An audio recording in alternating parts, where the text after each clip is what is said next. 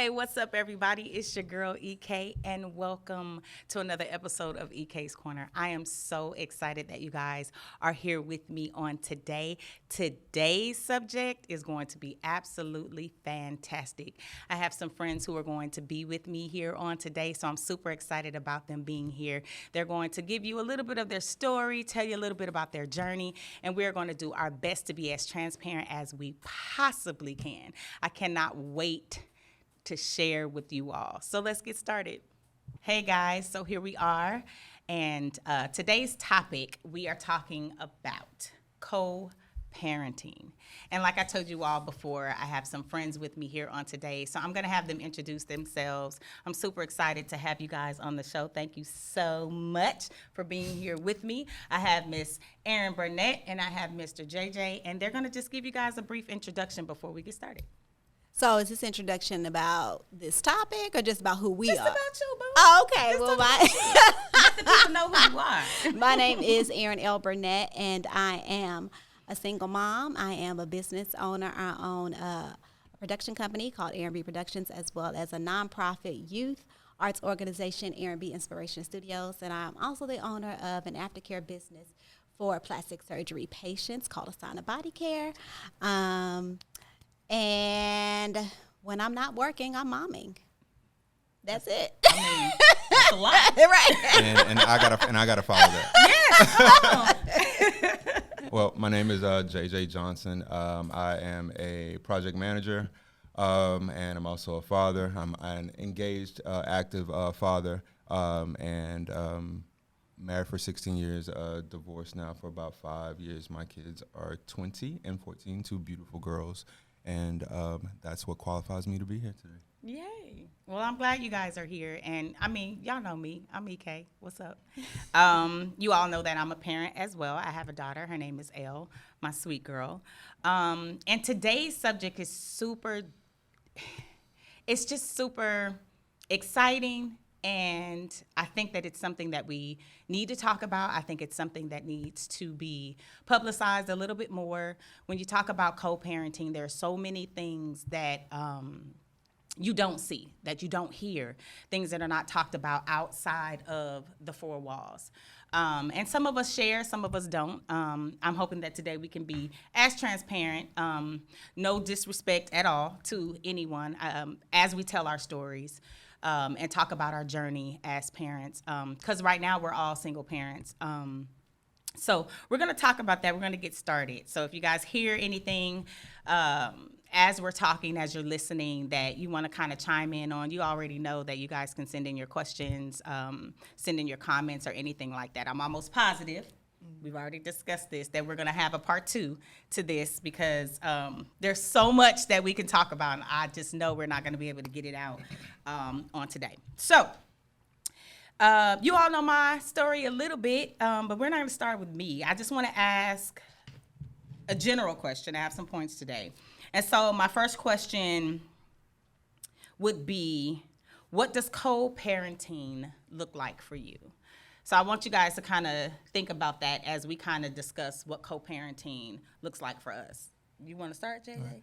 One, I believe it's an extremely important topic, especially as we dig into men and women relationships in our community. Mm-hmm. What does it look like? Well, I think it looks completely different for each and every person. Even for my co-parent, it looks different for her on her side. Absolutely. For me, being the non-custodial parent, it initially looked frightening. One of my favorite things to do in this world is to parent and to father. And I felt like for me not seeing them every day, it was impossible for me to do what I wanted to do. Absolutely. And fortunately enough for me, I had a very good support system who breathed positivity into me and expressed to me and reminded me you can be engaged from miles away. You don't have to see your kids every day to be engaged. So what does that look like? That means calling them more often, showing up, just literally showing up. Right. My kid, my 14-year-old, she plays club volleyball. Okay. That means every Wednesday and Sunday we are driving her across town to get her to practice, and all their other activities, literally just showing up. So definitely being absentee is not what it doesn't look like that. It literally means taking every opportunity to show up. Okay, I like that. Yeah. So I'm gonna piggyback on that in a second, but I want you to tell us what co-parenting looks like for you, because I want to be able to kind of give a little friction to some stories that I've heard from a father's perspective. That's what we're here yeah, for. absolutely. So we're gonna come back to that. So tell us about. My co-parenting situation looks a bit different than yours. I want to tread lightly because I want to be sure that I don't character assassinate or anything like that. But it's somewhat non-existent. I think that my ex-husband's situation, he has an ex-girlfriend who he has children by. And then he has a current girlfriend who he has a child by. And it's kind of like Sounds like drama. It's a little bit. Potential drama. It's rife. Right, okay. He has said in the past that he doesn't worry about my son. Okay. Because he has a good mother.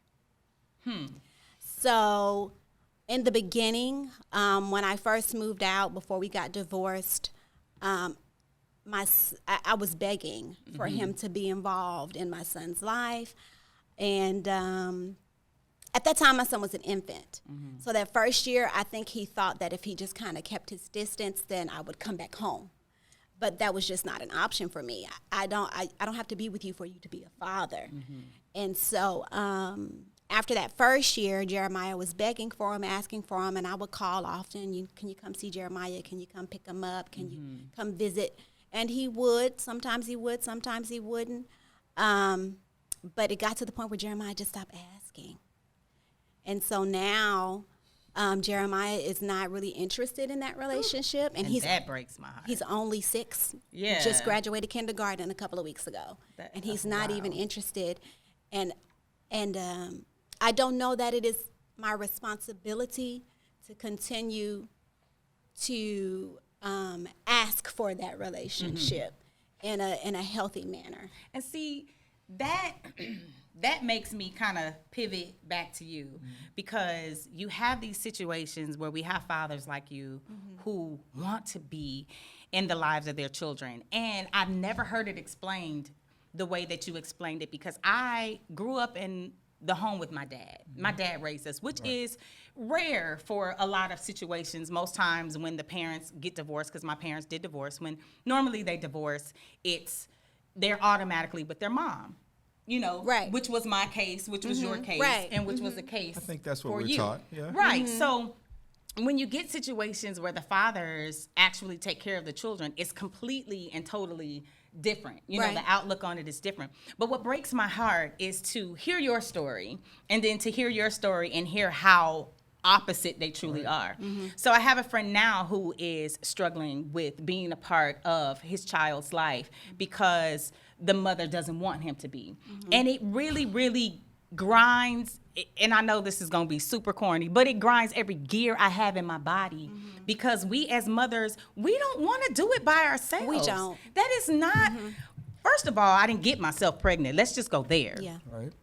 Okay? It was me and you. Okay. So in that, it's just like, no, I don't want, you know what I mean? Because even in my situation, when it came to, I was like, well, what you think was going to happen? Huh? We was either going to get pregnant or we weren't. Right.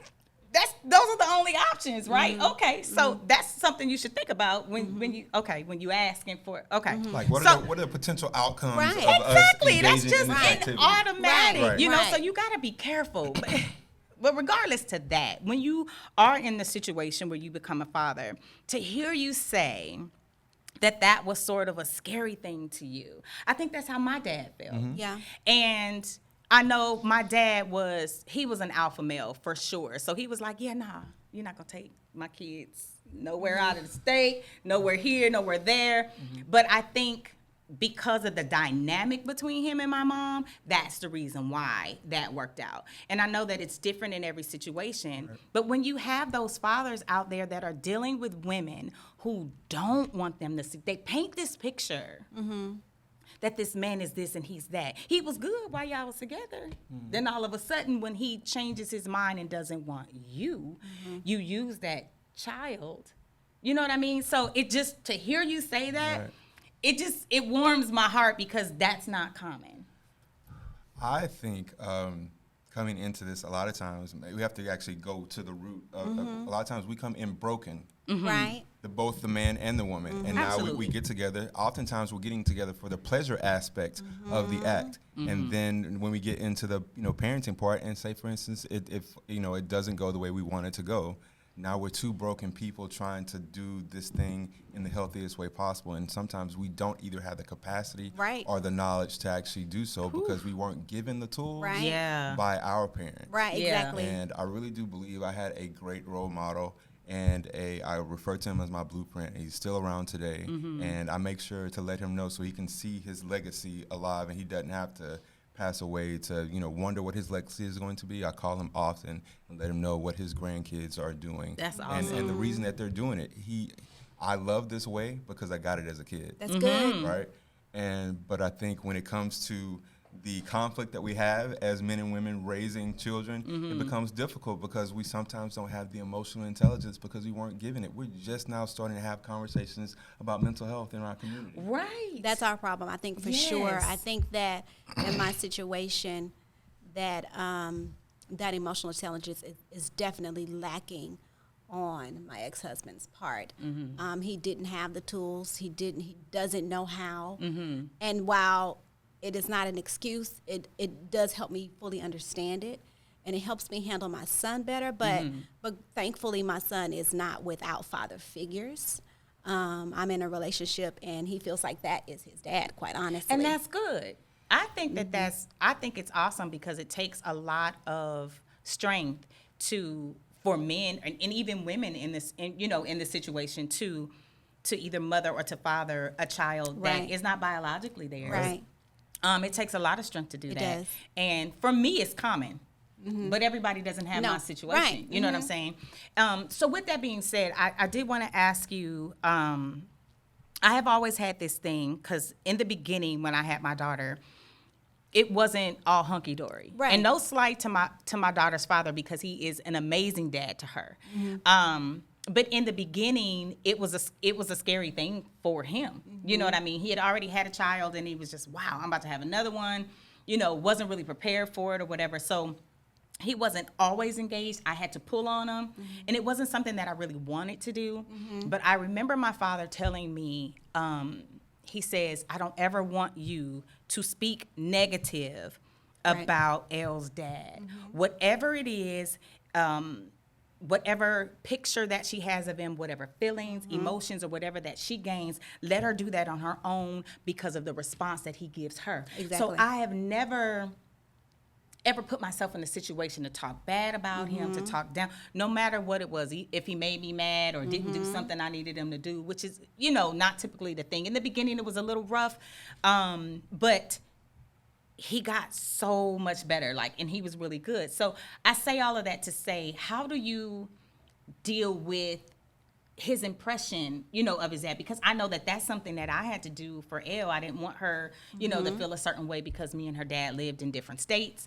You know what I'm saying? And so to have those conversations, her having to leave in the summertime and having to, that kind of stuff is rough. And Right. it's hard on kids. I had to go with her all the time. Right. And I didn't necessarily want to get on a plane to take my kid. And not that I didn't want you to have her, but can you come and get her? That Right. kind of, and you know what I'm saying? So Yeah. it was like I had to redo, my facial expressions and my emotions so that she didn't pick up on how I felt, the little bit of frustration that I did have in the beginning. I didn't want her to feel any of that. So Yeah. how do you handle that portion of it? I tread lightly. Okay. My son is very young, and I do understand that how a child, especially a boy, views his father will have a great deal of impact on how he views himself. Yes, because they need their dad. Yes. Period. So Even when they think they don't. even when they think they don't, I know they do, but I don't negatively speak about him ever That's in good. Jeremiah's presence.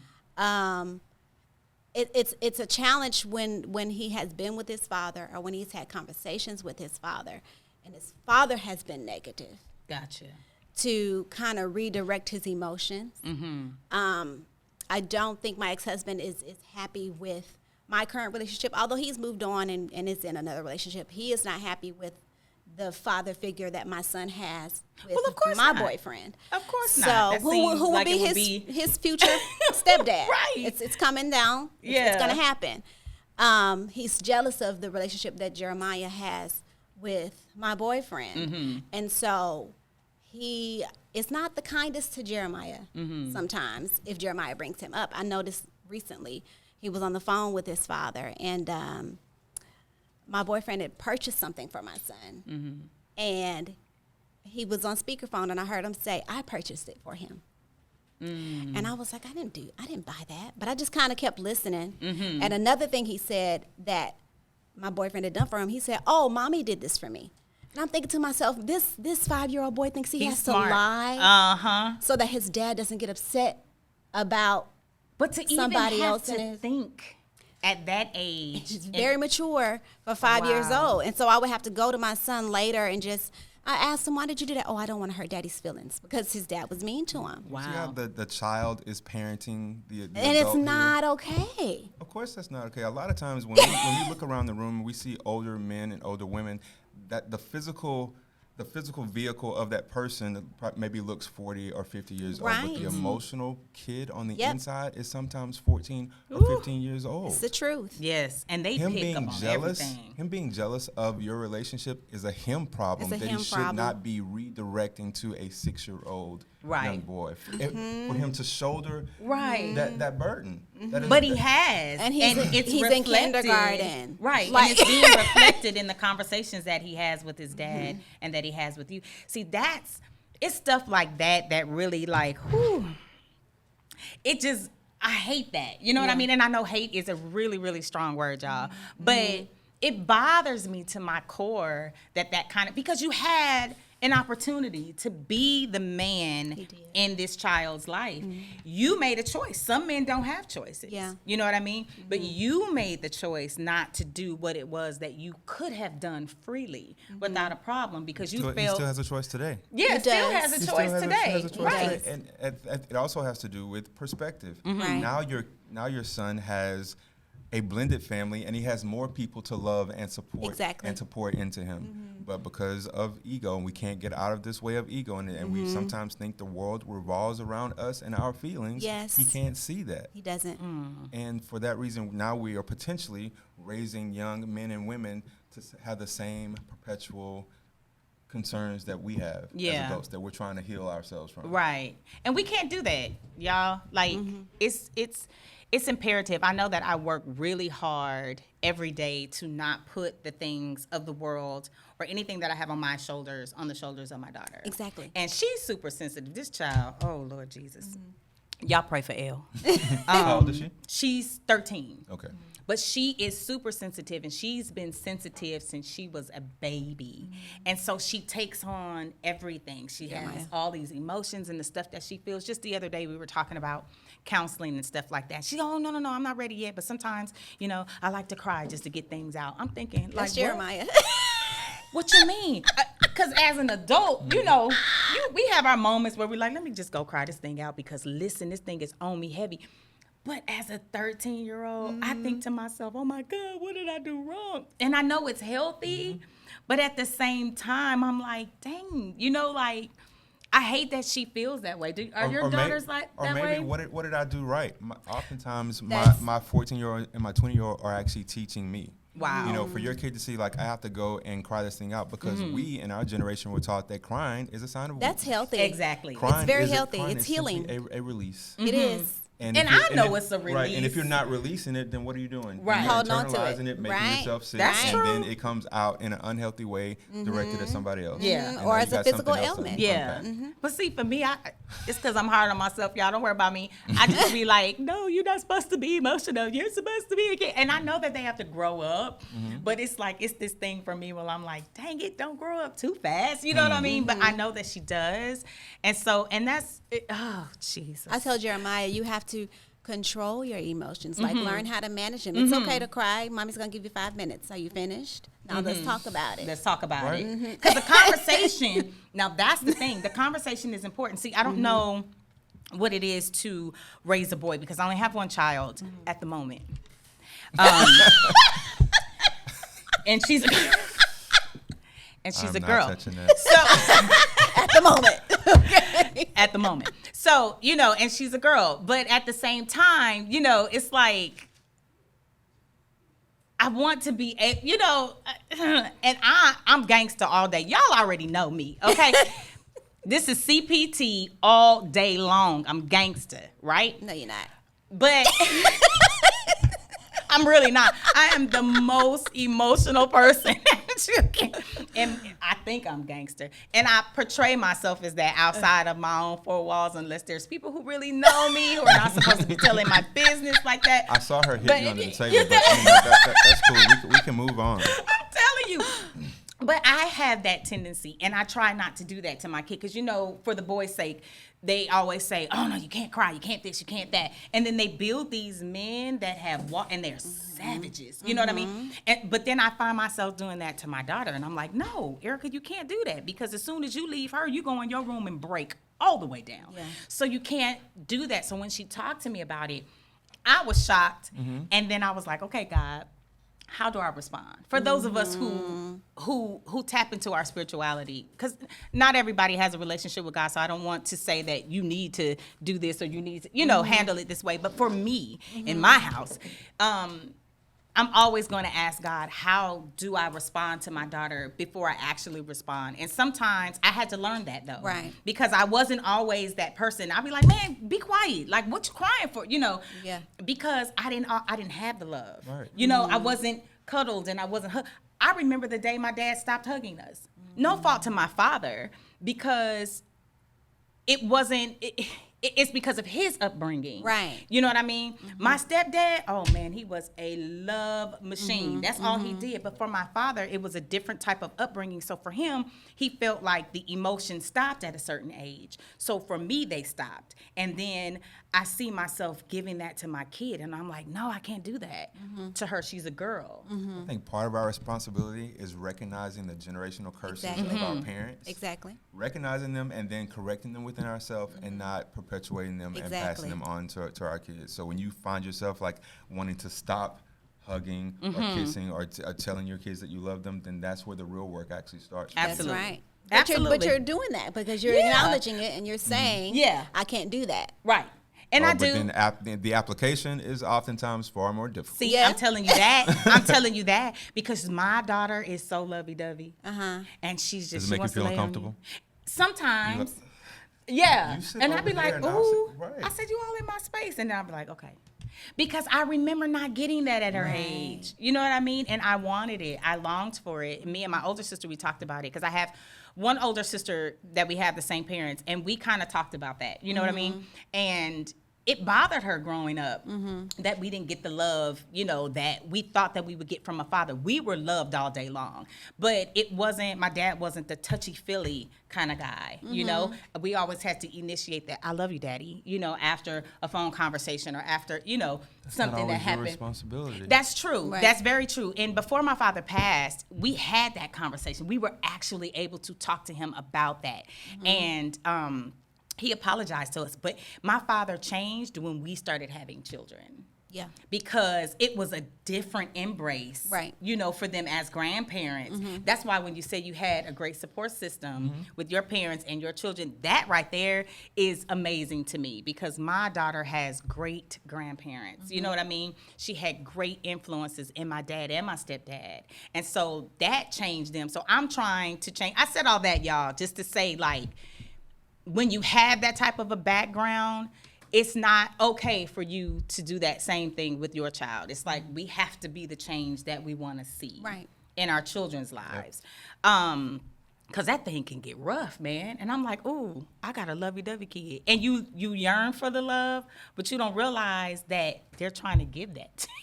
Right. And I had to recognize it really is a that. two-way street. You Yeah. just can't be receiving and receiving. It's oftentimes like a bank account. If people are actually just taking and taking and taking, and you're not giving anything back, then that's unbalanced and it's unhealthy. Yeah. You're going to be in the red. Absolutely. Okay. And that's what she doesn't want to be. Okay, so I want to kind of shift a little bit. I have siblings who are parents. Not all of my siblings are parents, but I do have some siblings who are parents, and I got permission I just want to say that on camera. I got permission from my brother, my little brother. All of them didn't respond. But my stepmom gave me permission to kind of talk about the situation. My stepmother has been a part of my life since birth. And I know that's kind of weird for a lot of people. But my parents got divorced very early. And so I am the second oldest. But my stepmom was there. Like, she just happened to be there when I was born. She's a nurse. She's an amazing nurse. And shout out to my stepmom, Dolores King, because I forgot to mention her in my last episode and the fight that she did to get her master's and go back to school, because we was talking about going back to school. So shout out to you, Mimi. I love you. But she was the most amazing stepmom that a girl can have. So much so that when I refer to her, I don't call her my stepmom. So when people talk to me and I tell them the different situations, they're like, well, which mom you talking about? I thought your mama lived here. Right, But you're right. talking about, right? That's how I was. My friends are always confused because I don't ever refer to her as my step. Nobody would ever Differentiate know. between the two Right, of them. I never do. How do you I got all? two. Be bad. Okay. I was about to say, I wanted to shift in that word because my stepdad and my stepmom were the bomb. You know what I mean? She's still the bomb. My stepdad has, of course, like I said, has passed on, but he was the bomb. You know, and I always called him Big Matt. His name is Matthew Burrell Sr., and I always called him Big Matt just because he was such a big guy, right? He was big and just completely solid. And of course, you know, my little brother was Little Matt, so it was like a different, you know. So he was okay with that. I called him Dad a lot, but I also said Big Matt this, Big Matt that, and he was never offended by it at all. You know what I mean? So now I'm in this situation, so I'm going to open this up to you guys because I know your situation. So now she's in a situation where her baby daddy has a woman in his life, right? He's had a woman in his life for quite some time. She's amazing. And she's awesome, right? But this is stuff that I prayed for. So I said, God, if things aren't going to work out between me and him, which is something I knew in the beginning, whoever he's with, I want them to be kind to my daughter. Right. It's important. He picked the most fantastic woman ever, right? She's amazing. And so much so that Elle was like, is it okay for me to call her mom? She was like, can I call her mom Nat? You know, and for me, I didn't have a problem with it because I knew that they were going to get married eventually, right? And they are getting married this year. So I told her, I said, I'm okay with that. Like, I don't feel any kind of way about it because my stepmom raised me. Right. You know what I mean? She was my mom. And that's no slight to my biological mother at all. Because she was a great mom to me as well. Right. But I was in the house with my stepmom all the time, you know? And even though Elle lives with me, she still feels a certain way about her, and I think that that's amazing. How, and that's not for everybody though. You know what I mean? That's Right. not everybody's story. So Right. how is it? Because I don't know if you have someone in your life now, you know, because your kids got to get acclimated, and it's different for you because your kids They're older. are older. Right. You know what I mean? His girlfriend has been in her life since she was younger, so it's kind of different. And for me, it was different because I was younger, you know, Jeremiah's 6, but for you have older girls. So how is that to bring someone else into your life and, you know, making that change and acclimating the relationships? One of my favorite words is intentional. You just can't, you know, bring a new person around and just assume that everything is cool because there's no conflict or anything like that. I think if you find yourself starting to have feelings for another person, then maybe the very first thing you do is sit down with your kids before you ever introduce them. How do you feel about this? Give me your feelings about it, and let's have an exchange about that, so maybe you can course correct some of their feelings if they tend to be not in the right direction. Then we can walk through this, and That's almost, good. you're almost treating them like young adults. Right. That's Because good. We're dealing with their emotional Right. intelligence. And it's we want important. them to be okay. I don't want you to assume anything. Right. And you're really giving them the ability and the authority to ask any questions that they feel either That's right. uncomfortable or that they want to come. A lot of times, like your son said, I didn't want to make Dad, you know, mad or hurt his feelings. I'm giving you the ability and this, you know, and this space to come to me and actually talk to me about any questions you have. Nothing is That's awkward, especially if good. we're talking about your emotional health. Yeah. Right. Was that hard for you to do? No, or more hard to have that. I like the uncomfortable space. Exactly. Just on the other side of uncomfortable conversations is a healthy space That's for us right. all. See, that's And good. We the like approach I JJ. take to life. See, okay. Y'all see this face? Look at this face right here, okay? I want y'all to look at this face because he's going to be here quite often. I'm telling him. I didn't ask. I'm just letting him know. That's Okay. cool. I think that's dope. I think that's really, really dope because there's also a level of respect that goes with that too. Because I've often wondered, like, how is that going to be? You know, because when I bring somebody in my life, I want him to be okay with knowing that this man is going to look after his daughter as he would, you know, that if he was here physically to do that, as well as me feeling like, and I'm actually okay. And that was my prayer. I wanted to be okay and feel comfortable and not worry. But she's on it. Like she said, she told him, I need her number. I need to call her. I need to, you know what I mean? And she'll Your call kids me are on the watching phone. all that. A Yes, lot of they times are. You're teaching your kids through your nonverbals. Yes. If something happens and they see you blow up and run to the room and close the door, you're imprinting on your kids without even knowing it. That's right. That's what I'm supposed to do right. when When I I'm get ang- mad. And they take When it I'm out. angry. See, that's Yep. crazy. So, I mean- y'all know, and you don't, and that's stuff that we They don't see know. everything. Yeah, they see everything, they feel everything, they are taking notes. These kids remember, and I mean, and they teaching me because that stuff, you know. But you, as a kid, I don't know. Maybe I was just a different kid. It was certain things that I didn't do. It's certain things I do remember. I think I blocked out a lot. I'm telling y'all. Because it's some stuff. I can remember every school I went to. But when I tell y'all about an event, somebody said, you remember when you... I don't remember none of it. And I think I just blocked out. I think I was traumatized, y'all. I don't know. At any rate, so... I think this is going to, okay, y'all, this is really, really good. So I want Erin to kind of answer on this as far as bringing your boyfriend, fiance, soon to be husband. I'm just going to speak it into existence. It's coming. Okay. And we're going to touch on this and then we're going to, I'm so mad because we're definitely going to have to come back and finish this conversation. But I want you to share with us your introduction methods or how you feel about that. It's strange because I have it not only in my home but in his biological father's home. Both so sides. I have both sides of that equation. When it comes to my boyfriend with my son, he already knew him Okay. because our families knew each other. See, that's good too. So, But not common. It's not common. So when we started dating, I was blessed enough for my son to come to me and was like, I want him. Wow. And I was already feeling that way, right? So I didn't have to say. It was almost like my son was trying to convince me. See, it be the kids. It be the kids. Because my daughter be telling me all the time, Mommy, I had a dream about you and such and such. Right. Like, That he was like, that's my dad. I was like, no, that's not your dad. No, I have two daddies, and he's one of them. And I was That's like, awesome. So I had to go to him and have a conversation and say, Jeremiah's been saying he's your dad. He said, yeah, he called me dad the other day. Yeah. And so we had to have that conversation. Yeah. And I was like, so how do you feel about that? I don't know how I feel about that. But Jeremiah, this is what he's saying. Yeah. And he was like, well, I already know that I want to be with you. Wow. And I said, well, we have to be realistic. What if we ever get to the point where we're not together? His biological father is not a present figure in his life, and I need to protect my son. Yeah. So if you and I are together and then we break up, then what? Right. And he says, well, then I'll continue to be that father See, figure. He's an authority figure, Right. a figure in his life, and your relationship is Right. your relationship, and their relationship It's their is relationship. relationship. I'm telling you, That's there have been amazing. times where Jeremiah saved us because I was like, I don't know if I want to do this, and Jeremiah was like, Mama, that's my dad. right, Hold on. right. Hold on, Mommy. Right, I right, need you to come back.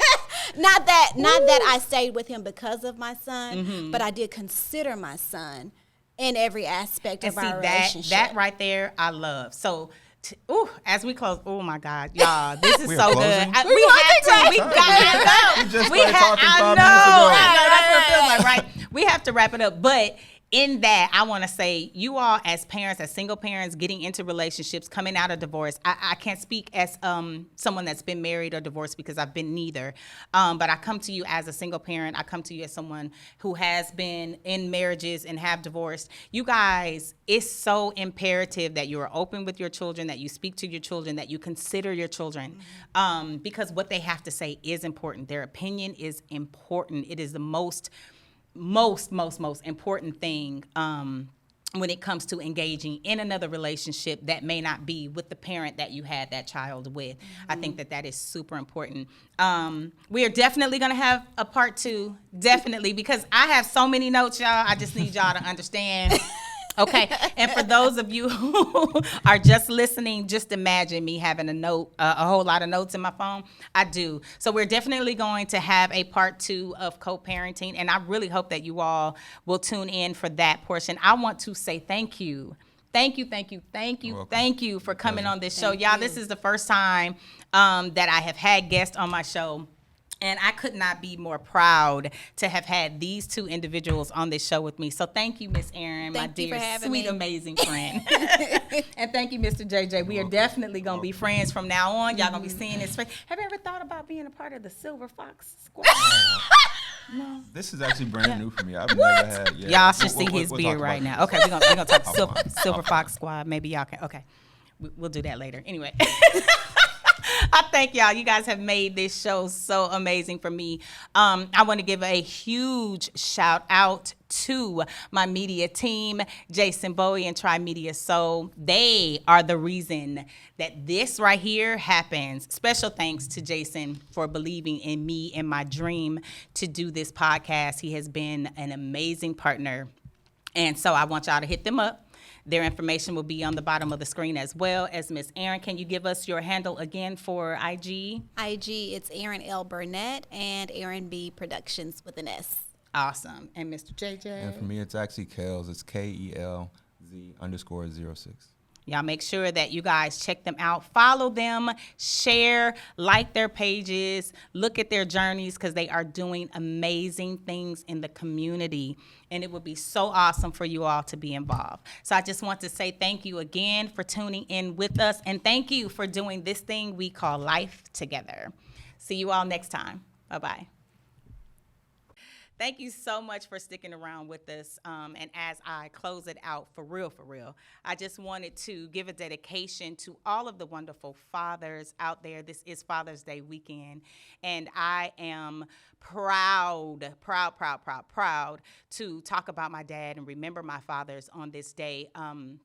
Both of my fathers have gone on to be with the Lord, but I really appreciate who they were in my life and in the lives of others. They were both pastors, and they did a lot in the world, and they made their mark on the world, and I'm super excited to be called their daughter. And I just want to celebrate all the wonderful dads out there who feel like nobody celebrates you or that you're not important. You are. To all of the wonderful uncles, my brothers who are wonderful fathers, all of the surrogate fathers, all of the stepfathers, we thank you so much for stepping up and doing what it was that needed to be done for the children that are in your life. We celebrate you on this weekend. And so from EK's Corner, we say Happy Father's Day to you.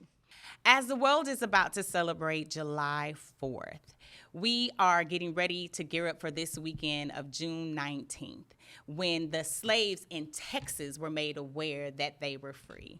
This weekend is called Juneteenth, and we are super excited to celebrate that. As you see, your girl got her colors on, and she's celebrating for her people. I just want to say thank you all so much for tuning in with us as we celebrate this wonderful Father's Day weekend and we celebrate Juneteenth. You guys keep your heads up and be blessed. And be sure to follow us at EK's Corner on Instagram as well as Facebook. And if you guys have any suggestions, any questions, anything that you guys might want to share or talk about, you can send us an email at ekscorner@gmail.com. That's ekscorner@gmail.com. You'll find all of the information on the screen below. We're definitely hoping that we hear from you all. And also, if there's anyone out there who would like to give a sponsorship to EK's Corner, we're welcome to that as well. Today's episode has been sponsored by Erin B. Productions. So we give a big shout out to Erin B. Thank you so much for the love and support that you give us. You guys have a blessed day. Bye-bye.